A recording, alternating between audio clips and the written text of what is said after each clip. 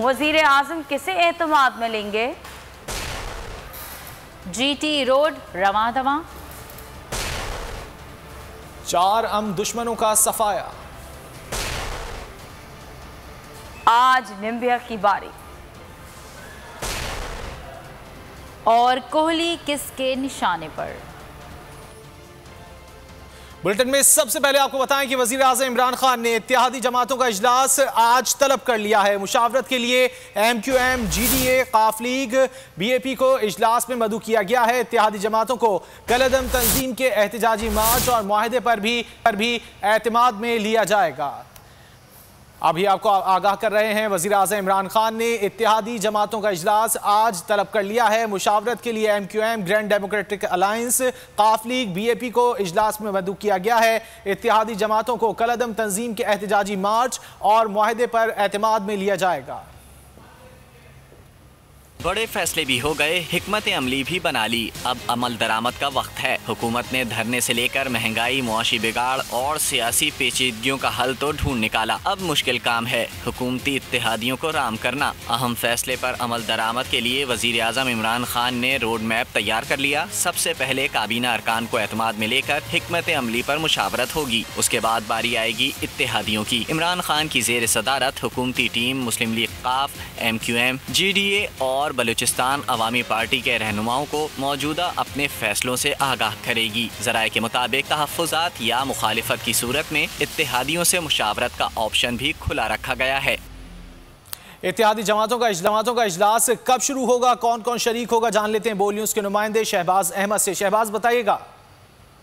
जी देखिए, वज़ीर आज़म इमरान खान से आज इत्तेहादी जमातों के अरकान जो है वो मुलाकात करेंगे, जिसमें MQM, GDA, मुस्लिम लीग काफ जी और दोस्तों हमारी पार्टी के रहनुमा जो है वो मौजूदा सूरत हाल वज़ीर आज़म इमरान खान मौजूदा सूरत हाल पर इत्तेहादियों को एतमाद में लेंगे। खासतौर पर जो TLP का जो इस वक्त लॉन्ग मार्च था, जो धरना इनका है, इस पर जो हुकूमती पॉलिसी को वज़ीर आज़म एतमाद में लेंगे। उसके साथ साथ अहम कौमी पर वज़ीर आज़म इमरान खान जो है वो मुशावरत करेंगे और इत्तेहादी जमातों से मुशावरत होगी। काबीना शुरू हो चुका है और काबीना इजलास के बाद जो है वज़ीर आज़म इमरान खान के इत्तेहादियों से मुलाकात होगी। तकरीबन 3:30 बजे का ये टाइम दिया गया है, जिसमें तमाम इत्तेहादियों को बुलाया गया है और इसका मकसद यही है कि अहम उनको एतमाद में काबीना इजलास के बाद इत्तेहादी जमातों के इजलास का आगाज होगा। बहुत शुक्रिया शहबाज, आपने आगाह किया। मजहबी तंजीम से कामयाब मुज़ाकरात के बाद पंजाब में मामूलात बहाल हो गए। GT रोड पर ट्रैफिक भी चल पड़ा। दरियाए जेहलम के पुल से रुकावटें भी हटा दी गईं।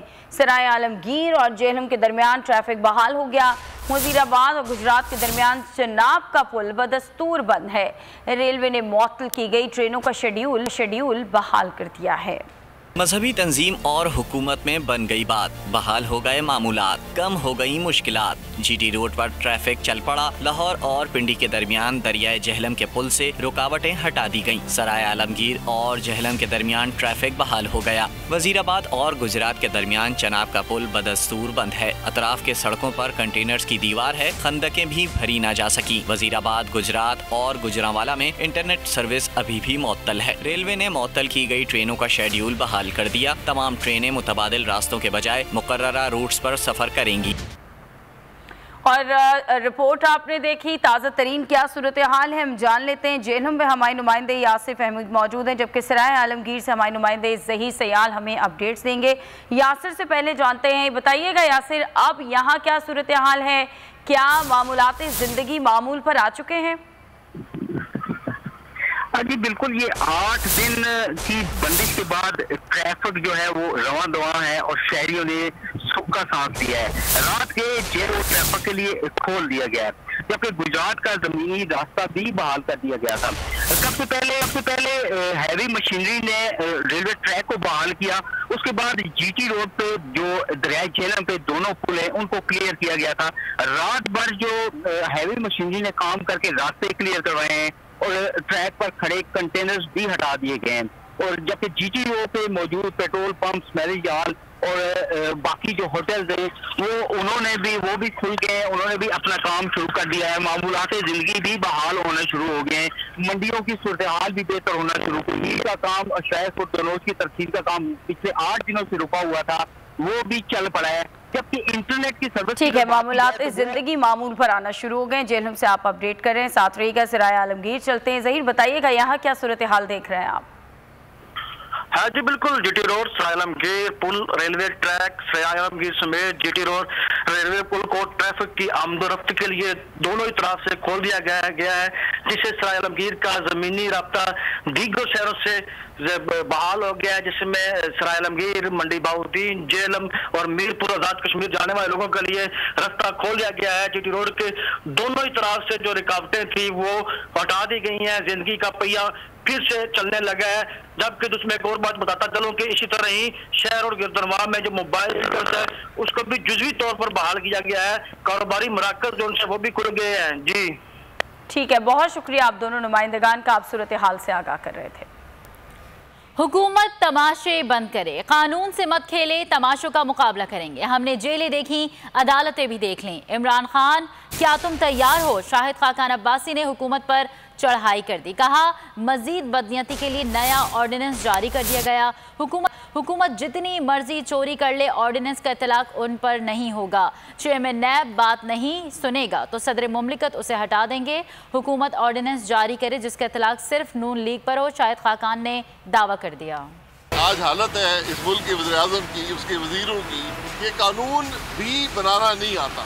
ये जो सारा ऑर्डिनेंस जारी हुआ है बदनीयत पर मबनी है। मैं वज़ीर-ए-आज़म से कहता हूँ कि इतनी तकलीफ मत करें। एक ऑर्डिनेंस जारी कर दें कि नैब ऑर्डिनेंस का इतलाक सिर्फ पाकिस्तान मुस्लिम लीग नून पे होगा और पाकिस्तान में किसी पर नहीं होगा। ये तमाशा ख़त्म हो जाएगा। चेयरमैन नैब बात नहीं सुनेगा, उसको मुल्क का सदर नौकरी से निकाल देगा। आज 3 साल में तो आपको कोई करप्शन नहीं मिली, कितने आपको और साल चाहिए करप्शन ढूंढने के लिए? इस हुकूमत की करप्शन आपके घर में जा पहुँची है। ये जो आप 120 रुपए चीनी के दे रहे हैं, इसमें 70 रुपए इमरान खान की जेब में जा रहे हैं, इसकी वजीरों की जेब में जा रहे हैं। कि नैब में एक कानून है जिसमें नैब के चेयरमैन को और उसके अफसरान को, नैब के अफसरान को इस्तिस्ना हासिल है किसी भी अमल से।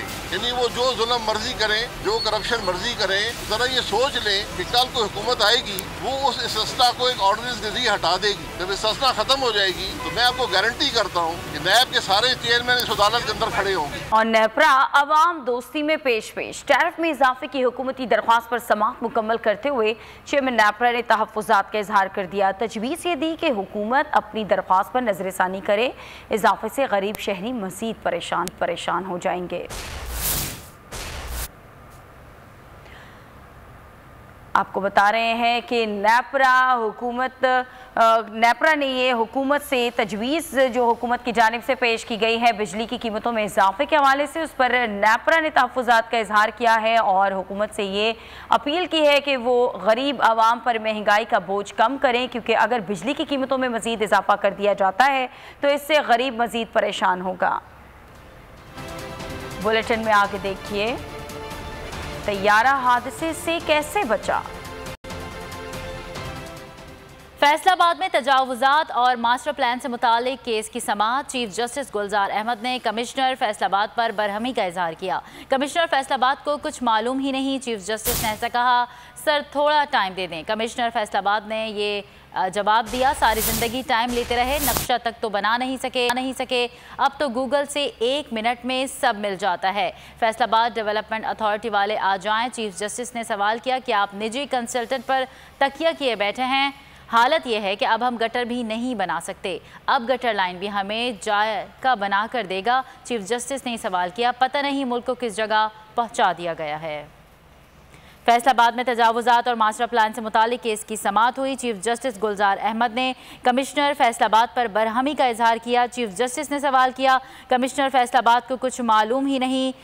कमिश्नर फैसलाबाद ने जवाब दिया, सर थोड़ा टाइम दे दें। अदालत के मुताबिक सारी ज़िंदगी टाइम लेते रहे, नक्शा तक तो बना नहीं सके, अब तो गूगल से 1 मिनट में सब मिल जाता है।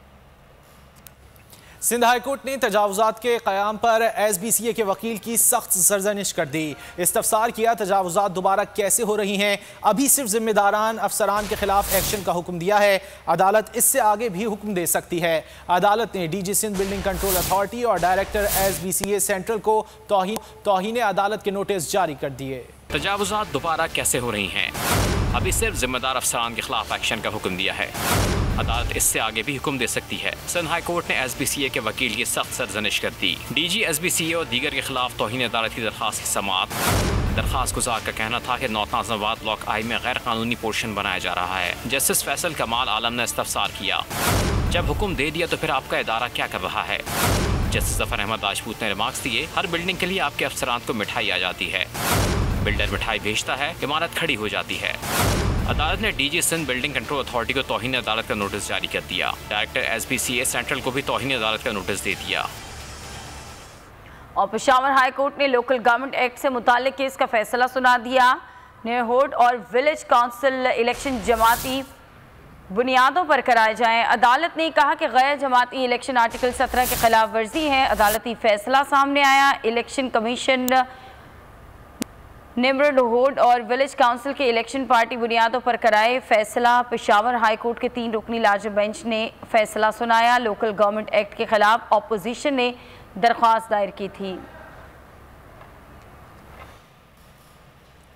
गैर मुल्की कंपनी समेत 5 कंपनीज ने कराची का नस्ला टावर धमाके से गिराने की पेशकश कर दी। इंतजामिया ने कंपनीज को कल प्रेजेंटेशन के लिए बुला लिया। गैर मुल्की कंपनी ने जदीद तरीके से इमारत मुनहदिम करने का दावा किया है।